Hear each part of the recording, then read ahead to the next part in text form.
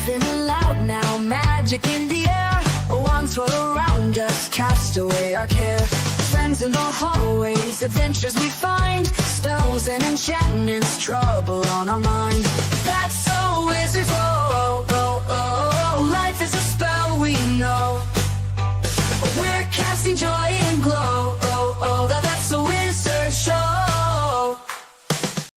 Good morning and welcome. It is Wednesday. It is the 25th day of June, 2025.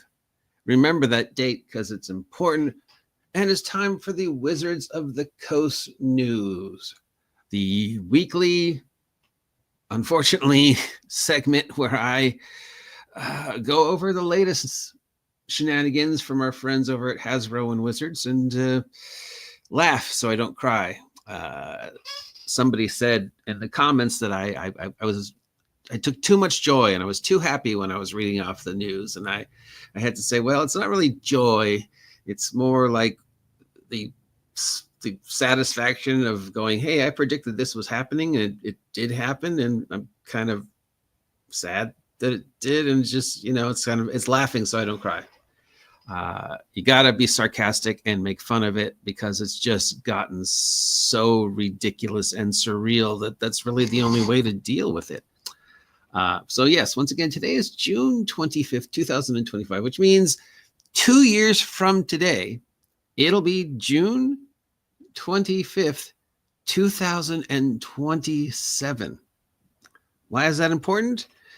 Because in case you haven't been paying attention, I almost on a weekly basis mention the mysterious June 2027 D&D 6X that was on the Hasbro calendar and has been floating around since 2020. 2021 was when I first found out about it. Now, we still don't know what that means in regards to D&D 6X 2027, but today would have been the day that kind of around now that we would have, if we could travel to the future, we would find out about. I don't know what I'm trying to say or what this has to do with this, but I'm going to explain why my comment has to do with this. Wizards just announced that the co-op board game Horified is coming out with a Dungeons and Dragons version. You will be playing the Dungeons and Dragons characters, taking on iconic D&D monsters like Beholders, Dragons, and Mimics. It's coming August 10th and retails for $30. I am not familiar with the Horified games, but this will be a D&D version of Horified. I believe the company that makes this is Ravensburger, not Berg, but Burger. Why is this at all important? Well, because a while back, when another Dungeons and Dragons version was rapidly spiraling towards destruction, Wizards took an unusual turn and started releasing D&D themed board games. And as that edition, of course, and speaking of fourth, faded off into the sunset, and D&D Next was only just beginning its first round of playtests in 2012, 2014, there was a chunk of time when Wizards just made D&D themed board games, some of which came with some pretty amazing figures. So now we're seeing a D&D themed board game, and it's been a while since we've seen a D&D themed board game, and I can't help wondering if there's some vague connection between the mysterious 2027 D&D 6X and the announcement of a brand new D&D themed board game, and of course the continuing trudging towards the D&D digital frontier, D&D video games, stuff like that. If there's any connection, if this is perhaps the beginning of them cutting down on D&D as we know it and transferring to a different version of D&D so that we are better prepared when they let us know that they're done. And I think it's inevitable that at some point in time, Dungeons and Dragons, the physical product as we know it, will be done, whether temporarily or permanently, at some point in time, relatively soon, I think, between now and 2030.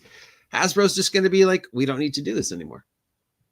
It self-perpetuates itself. The brand is making most of the money. The video games are making most of the money. D&D, the physical game where you actually roll dice, isn't a thing that Hasbro really needs. They don't really need Wizards of Coast to do anything. So I do believe that D&D, their version of D&D anyways, will cease to exist possibly by 2030. The name D&D will still be alive and well, and they'll still hold on to that, and there will still be D&D product being made, and they'll still be branding D&D, and there'll be third-party D&D stuff and third-party D&D adjacent stuff. So really, how much work does Hasbro have to do going forward to perpetuate the D&D license? We know other people are going to be making role-playing product. They don't really need to make role-playing product after this year. We know they're going to cut down on the amount of role-playing product they're going to make after this year.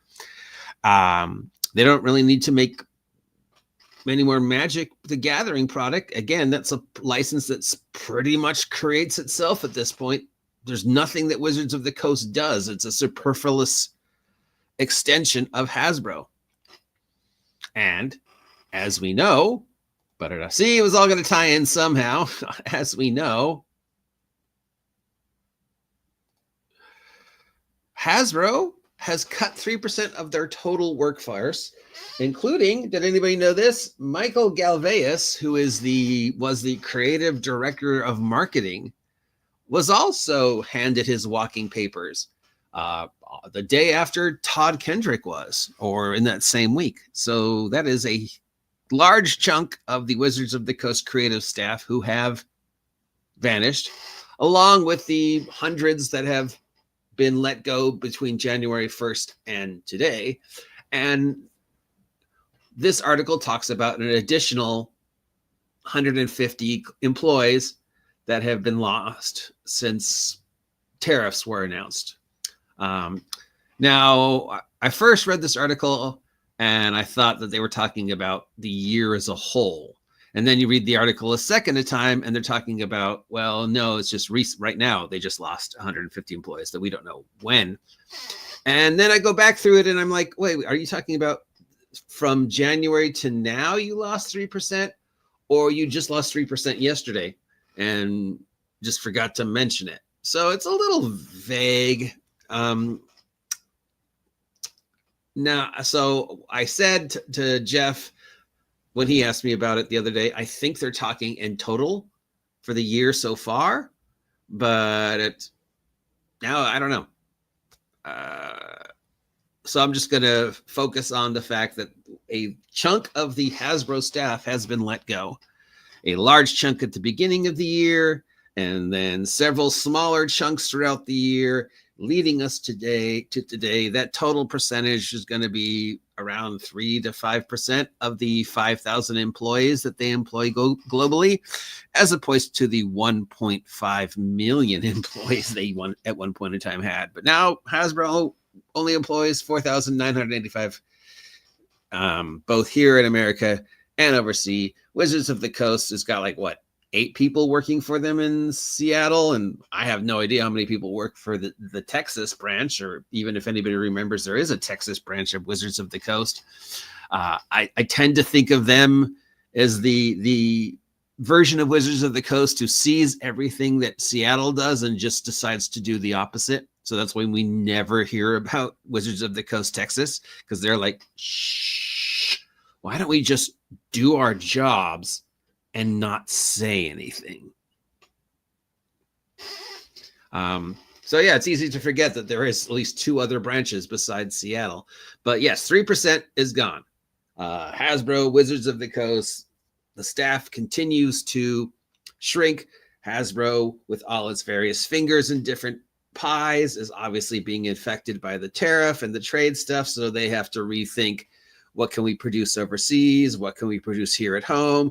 What licenses we're going to have to lay off? What licenses we're going to focus on? What licenses are going to be most cost effective?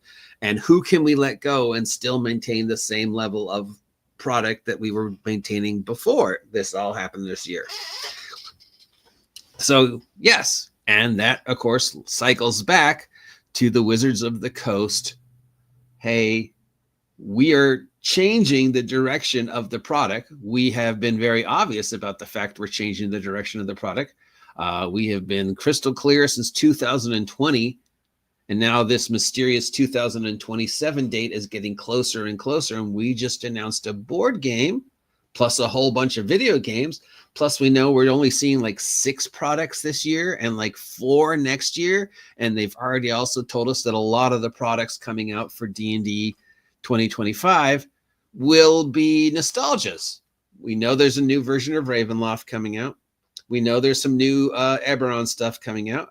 They've already said they're going to revisit, Keep on the Borderlands, even though it's already revisited in the new starter set. And they've talked about redoing Elemental Evil, redoing Against the Giants, and converting all the classics to 6th edition or 2025 D&D or D&D 5.5, whatever you want to call it, which would be very easy, especially with the AI. And again, they don't really have to do any work. And if they don't really have to do any work, they don't really need a staff. And it's a lot easier just to make the nostalgic product than to make anything new. And this would go part and parcel with their, hey, we are bringing D&D physical to an inevitable end. And I think it has to, D&D was going to end anyways. How many new editions can you make? And we don't really need the new editions to keep playing the game. We could play the game forever without Hasbro ever producing another product after today. Because we've got thousands of people worldwide creating third-party content. And even if every one of them stopped creating third-party content for D&D, it will still exist because all you need to play are some dice, a paper, a pencil, and some friends, and a general understanding of the rules. You don't need printed product. There's 50 years of printed product and creations that floating around that you could easily tap. There's an infinite amount of ideas and resources out there that you could run games for months and years without ever really having to invest any more money than you already have. So, yeah. Another thing, besides speaking of D&D Ravenloft and monopolies, is the Heir of Strahd. We've got some reviews finally coming in with the Heir of Strahd. The Heir of Strahd, of course, is the book about Strahd's barber and how a barber deals with a vampire when the vampire can't. No, I'm kidding. It's Heir, as in who's going to take over when I'm gone. So we've got some reviews. I don't know why Strahd's got the deck of cards in his hand. I'm sure it means something, but yeah. And this is the party. Which one of them, or if any of them, is the heir? There is one token human. The party consists of Rotrog, a arrogant orc wizard apprentice. That's this goofy-looking fellow here. We've got Ka, a shy Kenku cleric from Waterdeep. That's this chicken here. We got Feely, a cheerful human artifactor from Baldur's Gate. I assume that's that person there. No AI was used in this, guys. This is all hand-drawn. Yeah, no. We've got Alicia, a moody, hot-tempered tiefling paladin of Saloon. A moody, hot-tempered tiefling paladin of Saloon. That's, I guess, it's an individual right there. And we've got Chevron, a good-natured drow barbarian. That's this guy. With a hairless Tessami named Murder. That's this winged cat thing as his pet. We know that all these individuals were sucked into Ravenloft because at some point in time they did something that led them to have an awful action or made a terrible choice. And that brought them all to Ravenloft because I guess that's their punishment, or that attracted the attention of Ravenloft. And of course, Strahd is instantly attracted to strangers in Barovia. And perhaps, one of them ends up becoming somehow connected to Strahd. They talk about some other stuff. The reviews say that the plot feels kind of predictable, that there were some sharp turns. It starts okay. It bogs down in the middle. It kind of ends okay. It's what you expect for a D&D book. They give it a B+. The layout of the party and this image of the party is just ridiculous. I mean, orc wizard? Why not human wizard? Kenku cleric from Waterdeep. I guess Kenkus are a thing now. I thought they were just a one, occasionally. And let's face it, the only way you can do Kenkus and the other bird races is if you do them like the Skeksis from Dark Crystal. That's the only way. You have to do them like the Skeksis from Dark Crystals. Ravenloft. Gelfling, Ravenloft. Yeah. We've got the cheerful human artifactor from Baldur's Gate. Hi guys, I'm here to blow stuff up. And then the moody, hot-tempered tiefling of Saloon. Saloon, I believe, is the Forgotten Realms god of the moon. Yes, Our Lady of Silver, the Moon Maiden, hot-tempered paladin of the moon. And I'm a tiefling, so I'm a demon with hot-tempered. I'm a paladin of the goddess of the moon. What does the goddess of the moon need paladins for? I mean, it's not even lawful good. And you're a tiefling. You're a demon. And then the good-natured drow barbarian. Drow barbarian? When did a drow be in a situation that they would have become about barbarian? And how can they be barbarian if they're good-natured? Oh, I'm killing you in my berserk rage, but I feel bad about it, friend. Just seems like somebody just had the chat GPI create the most diverse, bizarre party, and then have them look just so weird. Just so weird. And yeah, I'm sure no AI would be these. And I don't know if Strahd would look at these guys and go, yes, I want to corrupt them. Or more likely he would look at them showing up in Bavaria and just go, what the is this? Just fireball them. I don't even want to deal with this weirdness. But yes, that is the future of D&D right there. But the past of D&D has not been forgotten. And this kind of is more with the weirdness of the Dungeons & Dragons Darrington Press. The latest Dungeons & Dragons book coming out, Dragondelves, not Dungeon Delves, Dragondelves, is dedicated to Chris Perkins. Chris Perkins, who, as we know, look, guys, that's what a happy Chris Perkins looks like, as opposed to the picture we saw the other day. Chris Perkins, as we know, announced his retirement. I'm done. I'm done with Wizards. I'm done with gaming. I want to spend time with my family. I want to spend time getting healthy, happy, and just, relaxing. And I, for one, supported that choice 100%, and said that as he is the last semi-decent human being at Wizards, this is what I think is the beginning of the end for Dungeons & Dragons. That's the first nail in the coffin. And then Crawford was let go or decided to leave. We're not sure. I think he was fired.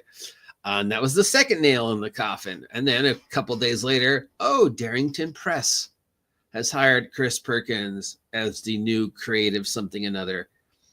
And Jeremy Crawford has been hired by Darrington Press. And if you look at the picture, Chris Perkins does not look like he's happy to be there. My personal opinion. So yeah, they dedicated a book to him. Thanks for all the work you did. Let's dedicate this book to you because we know you're done with gaming. But wait, now you're working for the opposition, Darrington Press, Daggerheart, who just lost a staff member in Ivan Van Norman. Ivan Van Norman, who was the creative director of Darrington Press. Again, I asked, did anybody know this? Did anybody know that Ivan Van Norman was the creative director of Darrington? Because I sure as hell don't recall it ever being mentioned. I thought the creative directors was like Mercer and Travis and those guys. I didn't know Ivan was working for them. I thought Ivan had his own game company. I met Ivan once. Doubt he remembers. But yeah, at Hypnocomic here in Ventura, he was demoing his zombie game. And I got a chance to play that. And yeah, he seemed like a semi-decent dude. I think we have mutual friends in TJ Storm. I think he knows TJ or has met TJ. And of course, I know TJ. So yeah, so he's gone. And Crawford and Perkins are taking over. And then, of course, we had the announcement yesterday of the discovery of the open source for Darrington Daggerheart and how hypocritically insidious it is, whether intentionally or accidentally. And no, I don't blame Darrington for wanting some control over their product, and I don't blame them for wanting to make some money off of their product. But, you know, you could have made your open license exactly like the open license for the ORC and the open license for ShadowDark, but you chose to copy the OGL, including all the really awful parts about gobbling up people's stuff and not telling them. Yeah, guys, what are you thinking? But I have a feeling that they're going to do an apology tour, probably starting next week and going, oh, no, you misunderstood. That's not what we went. Here, let us represent it to you the way it's meant to be. Because no, we don't want you to think we're doing anything underhanded. Yeah, but that has nothing to do with our topic. Our topic, of course, being, as we spiral towards the end of this rant, the fate of Dungeons & Dragons, the fate of Wizards of the Coast, and this 3% of the staff being gone. Is that referring to 3% of the staff that happened over the past couple days, or the year in whole? And it's definitely one of the two. I think it's the year in whole, but it could also be that, hey, just between Monday and today, we lost 3% of our staff, and I don't know where they went. We just, we chose not to mention it. I think we left them in the break room. I don't know. We just lost them. They're just gone. And that with Crawford gone and Perkins gone and Todd gone and Michael gone and the 1,000 other people that have been gone since the beginning of the year, Wizards of the Coast, as we know, it is basically like what? One guy? And Mackenzie? Bill from publishing? Magic the Gathering's in a lot of trouble, getting a lot of negative stuff. D&D, of course, negative stuff. The D&D Darrington Press battle is rearing up.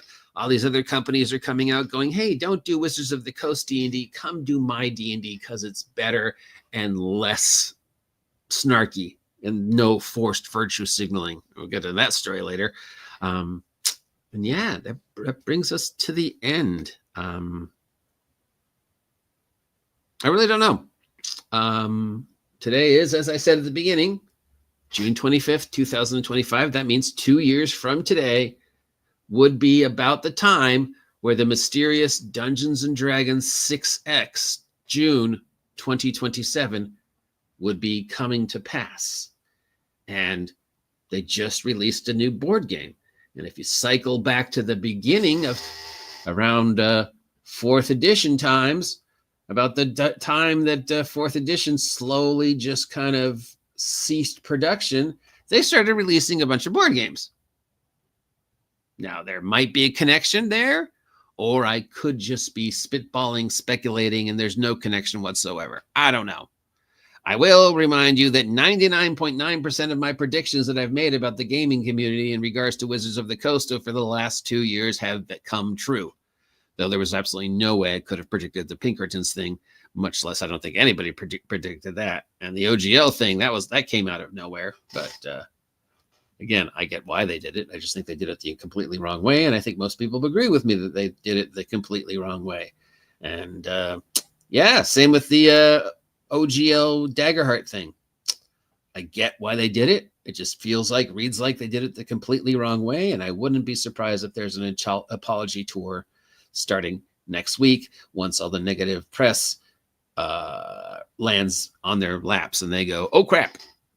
Maybe Chris Perkins is going, I can't believe I agreed to do this again and I'm working with Crawford again. Oh, why didn't I just stay retired? But